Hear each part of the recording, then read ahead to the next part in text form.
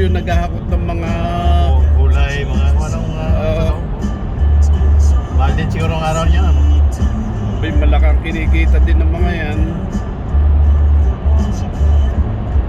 Sa atin ni Calamity, ganun din ang Yung mga long distance ba na kuha sa probinsya ng ano?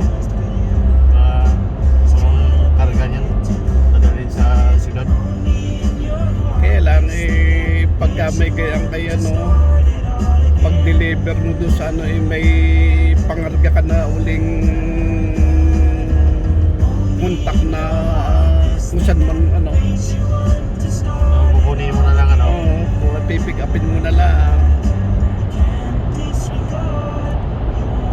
Kasi kung may tao ka dyan na maglalagay ng mga karga, tagal mapuno yan.